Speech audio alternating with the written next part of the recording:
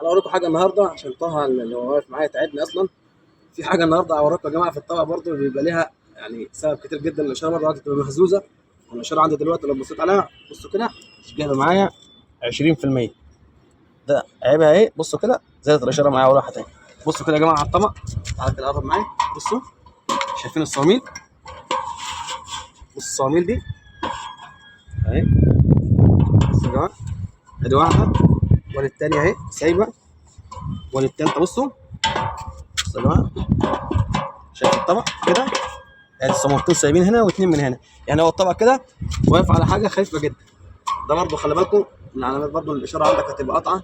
حبيت تبص على الطبق عندك زي كده، خد مفتاحين 10 واطلع برضه.